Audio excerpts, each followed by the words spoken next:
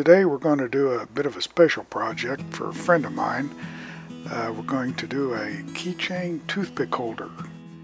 He's one of the fellows that kind of like to have a toothpick after he eats lunch or dinner or breakfast. And I thought he has pretty much everything, so I thought, well, let's give him something that he probably wouldn't expect. Make him a little keychain toothpick holder. Fairly straightforward. I've sped it up a little bit. There's a bottom pressed in and then the top that screws on, and there's a little rubber sealing ring inside the top, and then of course the bushings. I use Bocote wood.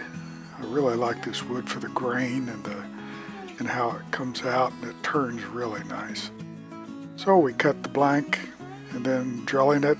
Again, we use the brad point bit.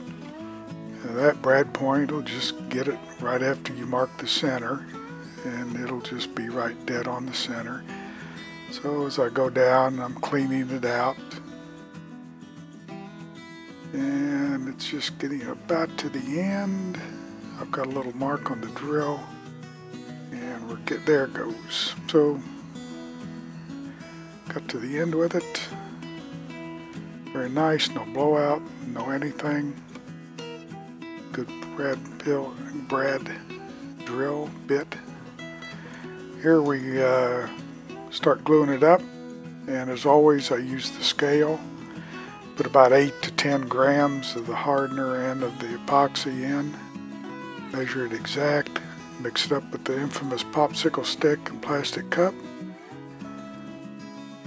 Roughed up the tube a little bit. Put the epoxy on the official snap-on holder. Put the tube in, and I get a little denatured alcohol to wipe it off, make sure nothing gets in the tube. Set it up to dry. A little bit of a time lapse as usual. We go through, and I always keep the popsicle stick in the plastic cup because you know when it's done. It'll tell you when it's done. So you can not only go to the 5-minute or 15-minute, whatever you're using, but you can also look at the product itself. It'll get hot, it'll get really, really warm, it'll get darker in color. As you can see, it's yellowing up very nicely. Then you can just pound the popsicle stick and move it around, and it's done. So let's go ahead and square up the tube. I do it on the sander versus on the drill. I think it gives me a better opportunity to see how far I need to go, so I don't overdo the tube. I don't make the tube short. I can get right directly to the tube, and the other end same way, and I rotate as I go to make sure that it keeps square. And you can see both tubes, little brass on the end. So it's loaded up on the lathe. I'll be using a square carbide bit to get it down. The wood turns very nice. So far it's my favorite wood to turn. Get the tailstock up, tighten it up. Get the tool rest up. Make sure we're squared up with it. And the carbide bit makes pretty short work, and the wood is very easy to turn. So it doesn't take long to get down and get it squared up.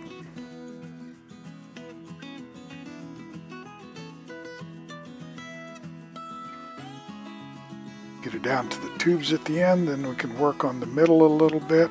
Doesn't take much.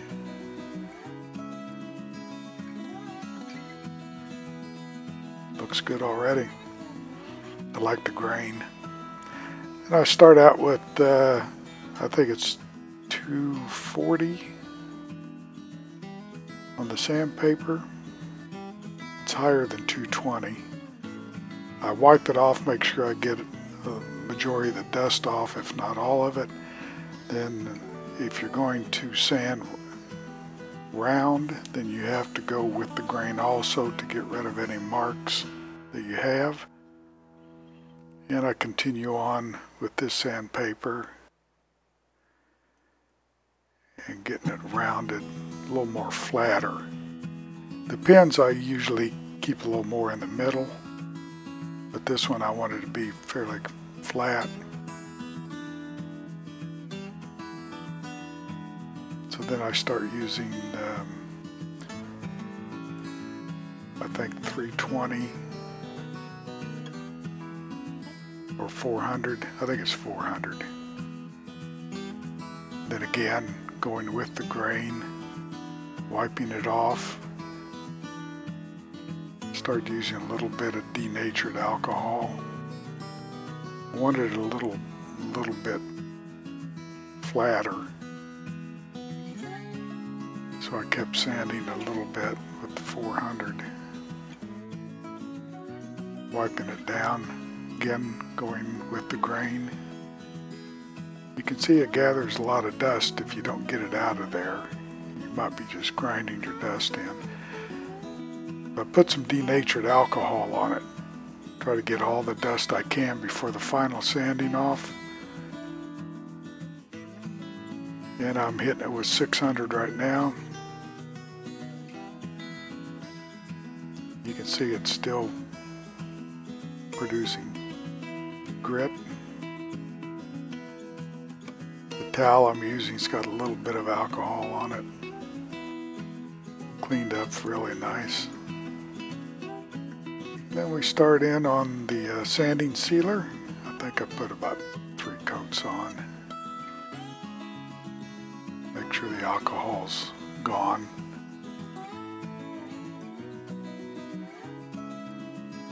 And then we just put the sanding sealer on. I do not use CA on any of the pins.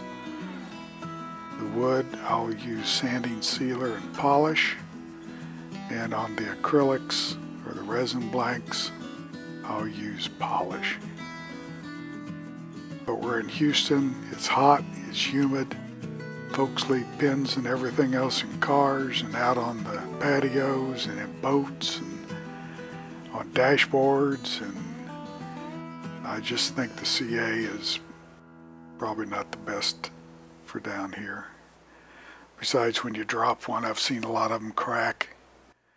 And if need be, I can polish it up real quick. So again, turned out pretty good. Final polish. Let's get it off and get it ready for assembly.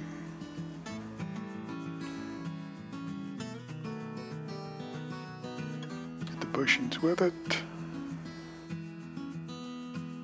And again, the polishing and the blank, the grain is just super. Fairly easy to put together. The bottom cap will go on first. The top one is just a screw on into a sleeve.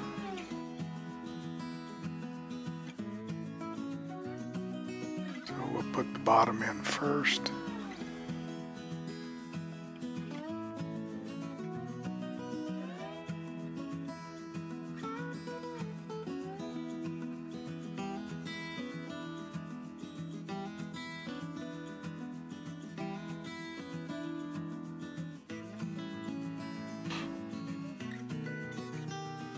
Get it lined up. You'd think I'd learned by now to put the lever all the way back, but guess not yet.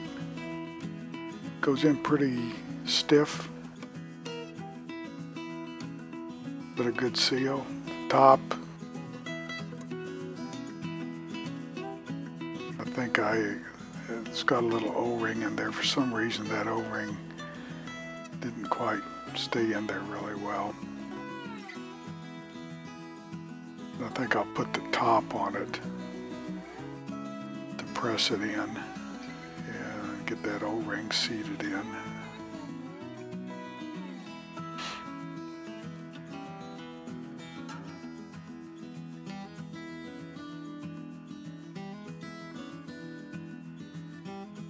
And we fitted it up in there.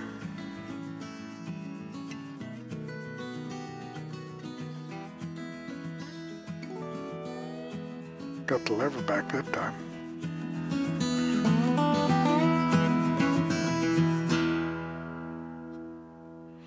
Squared it up. And went on fairly smooth. Make sure you got it lined up. And there we have it.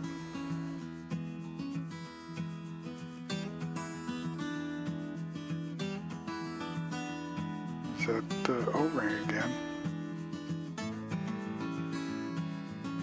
Hopefully with a little bit of seating in there, and it'll stick in there. I kind of warned him about it, so key ring is just like key ring. Get it started and put it in the little slot in the top, and there we have it.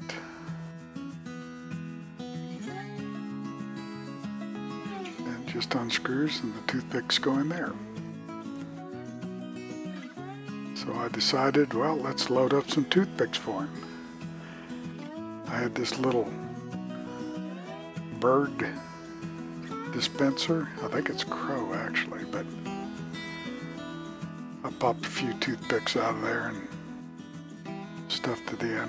I gave him fair warning that they were from the shop, and I put them in myself, so he might want to maybe put some other ones in there. I'm not sure what he did after that. And we reload the crow up. And it turned out really nice. It was a very simple project to do, easily turned. Didn't take that long at all to do it. The wood polished up as usual very nicely. Looks really nice. He was very pleased with it, and it came out really good. So I appreciate everybody watching. Thanks very much. Please hit that subscribe button, and we'll put some more videos up on my continuing journey through the woodworking process. And as always, keep in touch.